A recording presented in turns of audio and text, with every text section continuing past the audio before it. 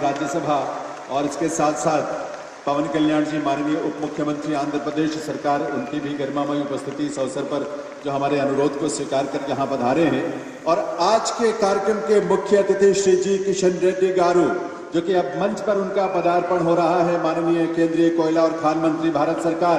एक बार करताल ध्वनि के साथ आइए वंदन अभिनंदन करें आज के इस कार्यक्रम के मुख्य अतिथि आदरणीय श्री जी किशन रेड्डी गारू जी का। इस कार्यक्रम में उनकी गरिमामयी उपस्थिति के लिए मुख्य अतिथि के रूप में उनका शुभागमन हम सब के लिए बड़े गर्व की बात है, सौभाग्य की बात है। बहुत बहुत वंदन, बहुत बहुत अभिनंदन आज के इस कार्यक्रम में। नमस्कारम, शुभोदम और स्वागतम आप सभी का। देवियों सज्जनों, आप सबसे अनुरोध है कि आप सभी अपना अपना स्थान ग्रहण कर लें। देवियों सज्जनों, राजभाषा विभाग के स्वर्ण जयंती की इस वर्ष में सबसे पहले तो बारंबार आप सबको बधाई और शुभकामनाएं, क्योंकि ये यात्रा राजभाषा की जो 50 वर्षों की यात्रा है अपने आप में बहुत उपलब्धियों से भरी हुई है। और बीते 11 वर्षों में राजभाषा विभाग ने जिस तरह से हिंदी को और भारतीय भाषाओं को साथ लेकर ये यात्रा आरंभ करने का एक विजन माननीय प्रधानमंत्री महोदय के नेतृत्व में दिया है, वो अपने आप में हम सब के लिए बहुत महत्वपूर्ण है।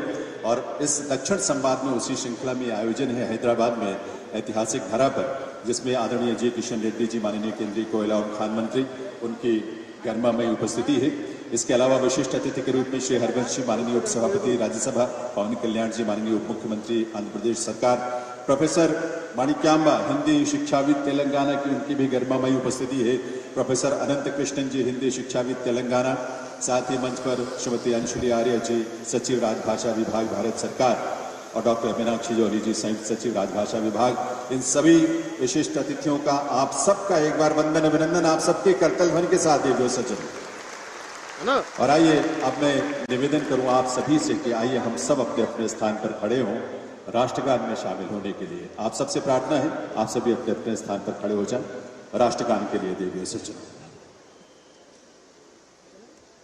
जनगण मन अधिनायक जय हे भारत भाग्य विधाता, पंजाब सिंध गुजरात मराठा द्राविड़ उत्कल गंगा, विंध्य हिमाचल यमुना गंगा उच्चल जलधि तरंगा, तब शुभ नामे जागे तब शुभ आशीष मांगे, गाहे तब जय गाथा।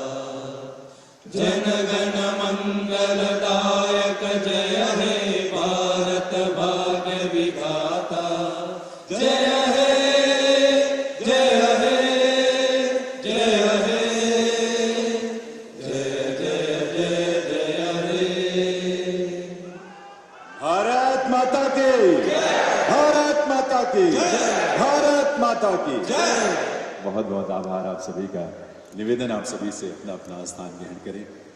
भाषा हम सबके जीवन में संस्कारों की लौ प्रज्वलित करती है, हम सबको रोशनी देती है, राह दिखाती है।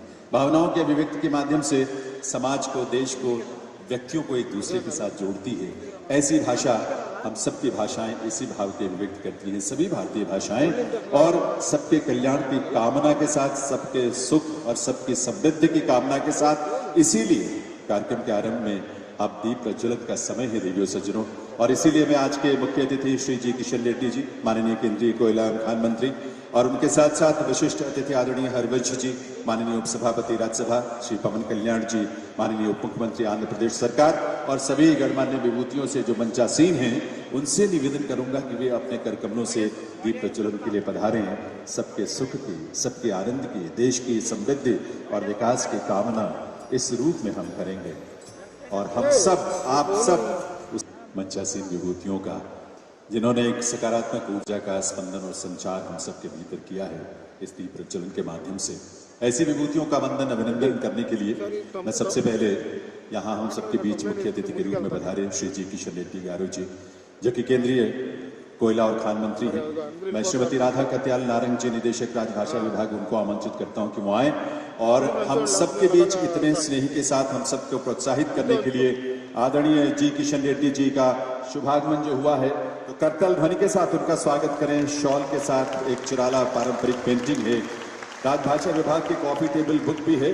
और देवियों सज्जनों, ऑपरेशन सिंदूर पर एक पुस्तक जो परंपरा, प्रतीक और पराक्रम का भाव अभिव्यक्त करती है, ये पुस्तक भी भेंट करके माननीय आज के मुख्य अतिथि श्री जी किशन रेड्डी गारू, माननीय केंद्रीय कोयला और खान मंत्री, उनका वंदन अभिनंदन आप सबके करताल ध्वनि की गूंज एक साथ आनी चाहिए, पूरी ऊर्जा के साथ आनी चाहिए। इस अवसर पर बहुत बहुत स्वागत है आदरणीय जी किशन रेड्डी जी का उनकी उपस्थिति के लिए और उनके सानिध्य में आज का ये कार्यक्रम दक्षिण संवाद राजभाषा विभाग की स्वर्ण जयंती का हम सब के लिए स्मरणीय होगा।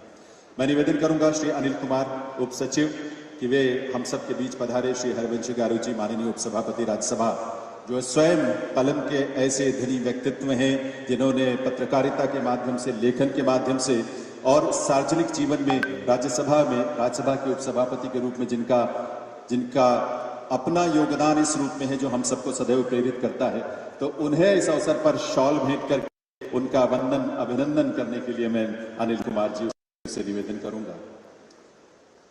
करताल ध्वनि आप सबकी तरफ से होनी चाहिए। शॉल, इसके अलावा एक पेंटिंग है जो यहाँ की अपनी पहचान चिराला पेंटिंग के रूप में है। राजभाषा विभाग की एक कॉफी टेबल बुक भी है जिसमें बहुत सारी रोचक और महत्वपूर्ण जानकारियां समाहित की गई है।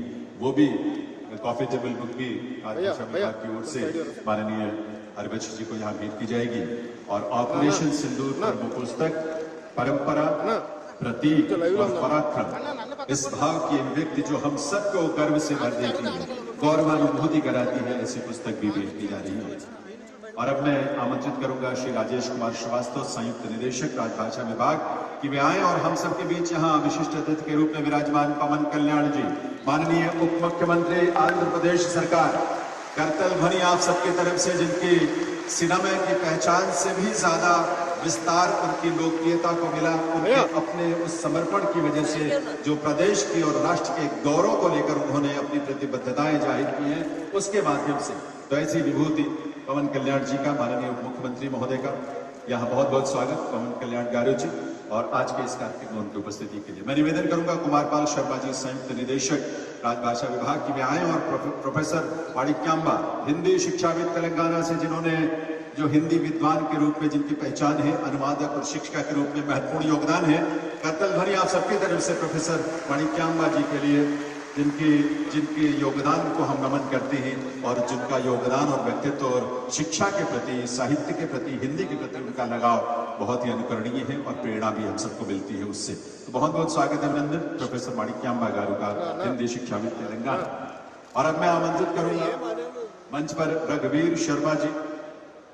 इस सम्मान के बाद अगला जो सम्मान होगा उसके लिए मैं रघुवीर जी को आमंत्रित करूंगा, लेकिन अभी प्रोफेसर माणिक्यांबा जी का बहुत बहुत अभिनंदन, वंदन, स्वागत इस अवसर पर। रघुवीर शर्मा जी, उप निदेशक राजभाषा विभाग, उन्हें आमंत्रित करता हूं। प्रोफेसर अनंत कृष्णन गारू, हिंदी शिक्षाविद, तमिलनाडु के बहुत ही प्रख्यात शिक्षाविद हैं, और तमिलनाडु में जहां 1918 में बापू ने हिंदी उच्चारण सभा की स्थापना की थी और जहां हिंदी के प्रचार को लगातार उस सभा के माध्यम से आगे बढ़ने का मौका मिला है, उस प्रदेश से प्रोफेसर अनंत कृष्णन गारू यहाँ पधारे हैं। उनका बहुत बहुत स्वागत अभिनंदन है आज के इस आयोजन में। एक बहुत ही समर्पित हिंदी प्रचारक,